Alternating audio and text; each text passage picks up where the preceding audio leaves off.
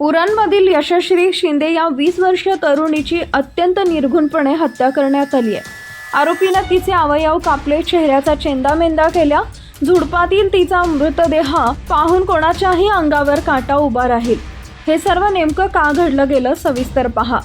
2019 मध्ये उरणमधील यशश्री आणि त्यांच्या कुटुंबियांनी आरोपी दाऊद शेख विरोधात पोक्सो ॲक्ट अंतर्गत FIR दाखल केला होता। 2019 मध्ये तरुणी अल्पवयीन होती, ती 14 ते 15 वर्षाची होती। या प्रकरणात दाऊद शेख याला तुरुंगाची हवा खावी लागली होती। त्यानंतर बराच वेळ तो तुरुंगात होता। ही बाब समोर आल्यानंतर पोलिसांनी तपासाची दिशा बदलली। कॉल रेकॉर्डमधून धक्कादायक बाबी उघड तपास करणाऱ्या पोलिसांनी दिलेल्या माहितीनुसार 25 जुलै रोजी जेव्हा यशश्री बेपत्ता झाली, त्यानंतर तिचे कॉल रेकॉर्ड तपासण्यात आले। कॉल रेकॉर्डमधून अनेक धक्कादायक गोष्टी समोर आल्या। CDR मधून मिळालेल्या एका नंबरवर यशश्री बराच काळ बोलत असल्याचे दिसून आले। या नंबरवरून यशश्रीला कॉल येत आणि जातही होते। नंबरचे डिटेल्स पाहिले तेव्हा हा नंबर दाऊद शेख या तरुणाचा होता। काही वर्षापूर्वी याच्या विरोधात यशश्री आणि तिच्या कुटुंबियांनी पोक्सो केस अंतर्गत FIR दाखल केली होती। अशा बेपत्ता झालेल्या यशश्रीच्या तपासात पोलिसांनी दाऊदचा शोध सुरू केला।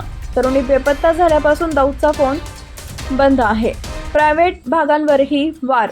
यशश्री ही दाऊदजवळ असेल असा पोलिसांना संशय होता। पोलीस तिचा शोध घेतील त्यापूर्वीच तिची निर्घृणपणे हत्या करण्यात आली। यशश्री ज्या अवस्थेत सापडली ते पाहून कोणाच्याही अंगावर काटा उभा राहील। यशश्रीच्या प्रायव्हेट पार्टवर अनेक वार करण्यात आले होते। तिच्या छातीवरही अनेक ठिकाणी खुणा होत्या। सर्वात वाईट अवस्था तर तिच्या चेहऱ्याची होती। दगडाने चेहऱ्याचा चेंदामेंदा करण्यात आला होता। यशश्रीचे कपडे फाटलेले होते। याशिवाय प्रायव्हेट पार्टवरही अनेक खुणा होत्या।